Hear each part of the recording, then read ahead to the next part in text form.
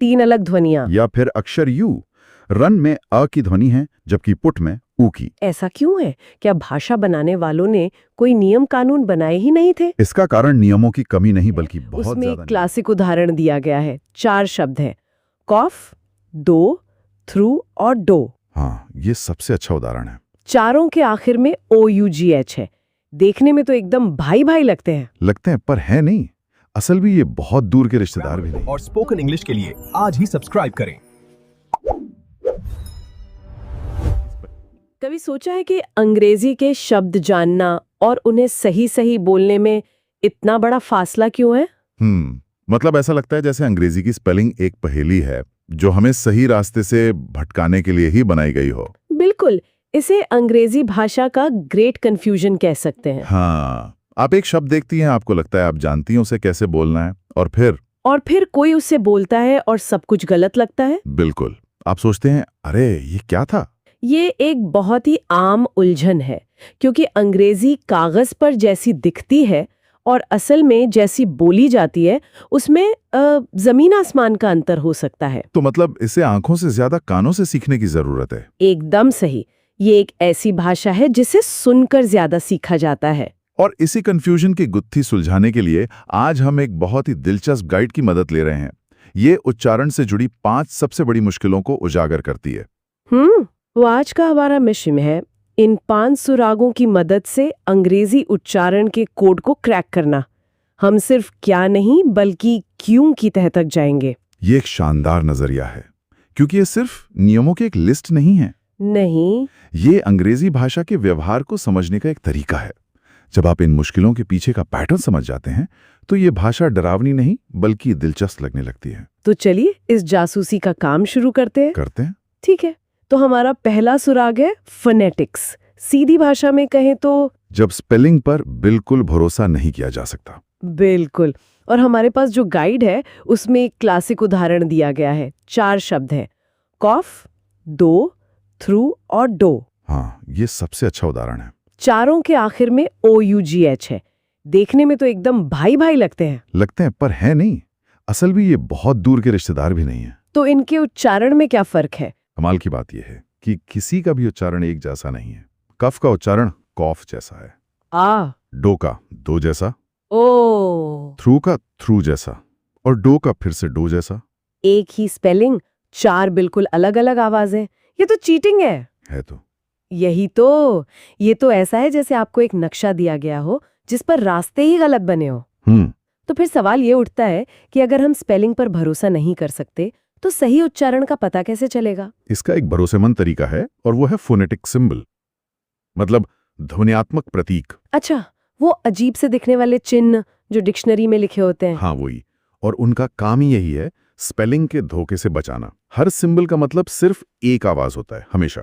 लेकिन सच कहूं तो वो सिंबल देख के तो और भी ज्यादा डर लगता है। मैं समझ सकता हूँ, शुरुआत में ये मुश्किल लग सकता है। वो तो किसी दूसरी ही भाषा के अक्षर लगते हैं। हाँ, पर मकसद ये नहीं है कि आप सारे 44 सिंबल रट लें। मकसद ये समझना है कि एक ऐसा सिस्टम मौजूद है जो 100% भरोसेमंद है। अच्छा, जब आप किसी बहुत जरूरी शब्द को लेकर कंफ्यूज हो तो एक अच्छी डिक्शनरी में उसका फोनेटिक सिंबल देखना आपको हमेशा सही रास्ता दिखाएगा। ये इस बात को पुख्ता करता है कि अंग्रेजी एक नॉन फोनेटिक भाषा है, हिंदी की तरह नहीं जहां क हमेशा क ही होता है। बिल्कुल। ठीक है, तो पहला सुराग ये है कि स्पेलिंग एक अविश्वसनीय गवाह है। चलिए अब दूसरे सुराग पर चलते हैं। मैंने सुना है कि कभी-कभी आप सारे अक्षर सही बोलते हैं फिर भी लोग आपको समझ नहीं पाते। इसका ताल्लुक शायद इस बात से है कि शब्द के किस हिस्से पर ज्यादा जोर देना है। आपने बिल्कुल सही नस पकड़ी है। इसे कहते हैं वर्ड स्ट्रेस। Word stress. जब किसी शब्द में 2 या ज्यादा सिलेबल्स या हिस्से होते हैं तो उनमें से एक हिस्सा स्टार होता है, उस पर ज्यादा जोर दिया जाता है, उसे थोड़ा लंबा और ऊंचा बोला जाता है। एकदम। बाकी सिलेबल्स सहायक कलाकार की तरह होते हैं। और अगर हमने गलत कलाकार पे स्पॉटलाइट डाल दी तो पूरा शो बिगड़ सकता है। सुनने वाले का दिमाग कंफ्यूज हो जाता है। श्रोत में कुछ बेहतरीन उदाहरण है। एक्सेंट। हाँ, जोर पहले सिलेबल एक् पर है, लेकिन प्रेफर में जोर दूसरे सिलेबल फर पर है। प्रेफर। इसी तरह एजुकेशन में का पर, नेसेसरी में ने पर। ये सिर्फ बोलने के स्टाइल की बात नहीं है, ये स्पष्टता के लिए जरूरी है। बेहद जरूरी।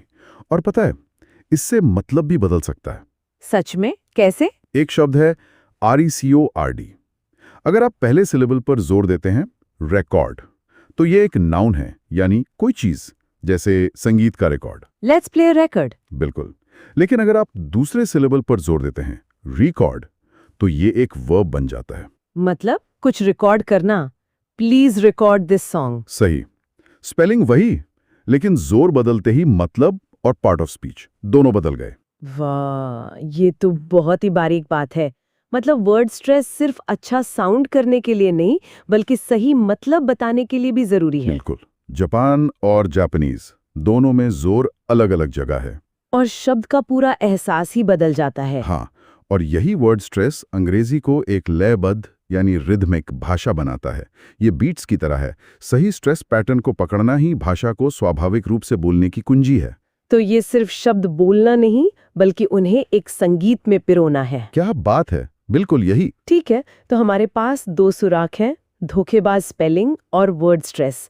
अब आते हैं तीसरे सुराख पर, जिसे श्रोत शायद अंग्रेजी की सबसे महत्वपूर्ण ध्वनि कहता है। ये है श्वा, श्वा, जिसका प्रतीक है अ। ये नाम तो किसी साइंस फिक्शन फिल्म के विलन जैसा लगता है। ये है क्या भला? ये विलन नहीं, हीरो है। श्वा अंग्रेजी भाषा का छिपा हुआ हीरो है। हीरो? हाँ, ये एक बहुत ही हल्की, छोटी, आलसी और अस्पष्ट स्वर ध्वनि है। अ जैसी हल्की सी आवाज, और ये अंग्रेजी में सबसे ज्यादा इस्तेमाल होने वाली स्वर ध्वनि है। सबसे ज्यादा? लेकिन मैंने तो इसके बारे में ज्यादा सुना भी नहीं। यही तो इसका कमाल है। ये अक्सर उन सिलेबल्स में आती है जिन पर स्ट्रेस नहीं होता। अच्छा। जिन सिलेबल्स पर जोर नहीं दिया जाता, अंग्रेजी उन्हें पूरी तरह से बोलने की मेहनत नहीं करती, बस एक छोटा सा अ साउंड निकालकर काम चला लेती है। तो मतलब ए, ओ, ई, यू कोई भी स्वर अक्षर ये ध्वनि बना सकता है? कोई भी, यही इसकी खासियत है। एक मिनट, ये तो बहुत दिलचस्प है। तो आप कह रहे हैं कि ज्यादातर सीखने वाले हर स्वर को पूरी तरह बोलने की कोशिश करके गलती करते हैं? हाँ, जबकि असली राज तो स्वरों को न बोलने में छिपा है। बिंगो, आपने बिल्कुल सही समझा। यही सीक्रेट है। स्रोत का उदाहरण देखिए, मशीन, जोर शीन पर है, तो पहला अ पूरी तरह मैं नहीं बोला जाता, वो शॉ बन जाता है। हाँ, मशीन, मशीन। इसी तरह पोटैटो, जोर ता पर है, तो पहला ओ और आखिरी ओ दोनों आलसी बन जाते हैं, पोटैटो। पोटैटो, समझ गई। मदर में अ वाला हिस्सा, वो भी अ है, और सिनेमा में आखिरी आ भी अ है। ये तो एक बहुत बड़ा राज खोलने जैसा है।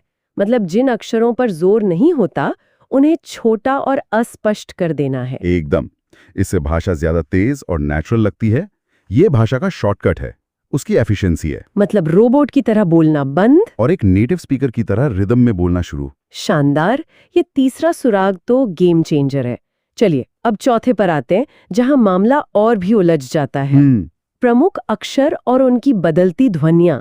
यहाँ समस्या ये है कि एक ही अक्षर अलग अलग शब्दों में बिल्कुल अलग अलग रंग दिखाता है। हमने OUGS के साथ तो ये देख ही लिया, लेकिन ये बीमारी बहुत फैली हुई है। हाँ, जरा अक्षर ओ को देखिए। स्रोत में 4 शब्द हैं, हॉट, नो, सम और विमेन। चारों में ओ है, लेकिन आवाज हर बार अलग है। हॉट में ओ की ध्वनि है, नो में ओ की, सम में अ की। ये भी एक तरह का श्वा है। और विमेन में तो हद ही हो गई, ई जैसी ध्वनि है। ये क्या मजाक है? मजाक नहीं, इतिहास है। और ये सिर्फ ओ के साथ नहीं है ना? बिल्कुल नहीं। अक्षर ए को लीजिए, हेट, हैट, फास्ट, 3 शब्द। ए, आ, 3 अलग ध्वनियां। या फिर अक्षर यू, रन में अ की ध्वनि है, जबकि पुट में ऊ की। ऐसा क्यों है? क्या भाषा बनाने वालों ने कोई नियम कानून बनाए ही नहीं थे? इसका कारण नियमों की कमी नहीं, बल्कि बहुत ज्यादा नियम होना है, जो अलग अलग भाषाओं से आए हैं। मतलब? अंग्रेजी एक खिचड़ी भाषा है, एक मेल्टिंग पॉट। इसने सदियों से दुनिया भर की भाषाओं से शब्द उधार लिए हैं, फ्रेंच से, लैटिन से, जर्मनिक भाषाओं से। अच्छा। जब ये शब्द अंग्रेजी में आए तो उन्होंने अक्सर अपनी मूल स्पेलिंग बरकरार रखी, लेकिन उनका उच्चारण समय के साथ बदल गया या अंग्रेजी के हिसाब से ढल गया। अच्छा, तो ये जो हमें गड़बड़ियां दिखती हैं, वो कोई गलती नहीं, बल्कि भाषा के ऐतिहासिक सफर के निशान हैं। जैसे किसी पुरानी इमारत में अलग अलग समय की ईंटें लगी हों। क्या बेहतरीन एनालॉग है। बिल्कुल यही बात है। ये भाषा की विविधता और उसके विकास की कहानी कहते हैं। तो हर नियम का अपवाद दरअसल किसी दूसरी भाषा का नियम है। एक तरह से हाँ, इसीलिए शेफ में CH की आवाज शाह होती है क्योंकि ये फ्रेंच से आया है, लेकिन चर्च में चा होती है क्योंकि वो पुरानी अंग्रेजी का है। ये नजरिया तो चीजों को बहुत आसान बना देता है। ये गड़बड़ी में ही विविधता है। अब हम अपनी 5वीं और आखिरी सुराग पर आते हैं, जो शायद सबसे ज्यादा परेशान करने वाला है, साइलेंट लेटर्स। हाँ, वो अक्षर जो चुपचाप शब्द में बैठे रहते हैं, लिखे जाते हैं पर बोले नहीं जाते। ये मेहमान की तरह है जो आते हैं पर कुछ बोलते नहीं। स्रोत में कुछ मजेदार उदाहरण है। फासन में T साइलेंट है, प्लम्बर में B साइलेंट है, काम में L साइलेंट। और कुछ क्लासिक उदाहरण तो हैं ही, जैसे नी में K, रोंग में W। और कोम या थम में आखिरी B साइलेंट रहता है। मेरा सवाल ये है कि ये अक्षर वहां कर क्या रहे हैं? अगर उन्हें बोलना ही नहीं है तो उन्हें लिखने की क्या जरूरत है? इसका भी संबंध भाषा के इतिहास से है। ज्यादातर मामलों में ये अक्षर सैकड़ों साल पहले बोले जाते थे। अच्छा। जैसे नी में के की हल्की सी ध्वनि होती थी, कनी जैसा। लेकिन समय के साथ भाषा का प्रवाह बदला और लोगों ने उन्हें बोलना बंद कर दिया क्योंकि वो मुश्किल थे।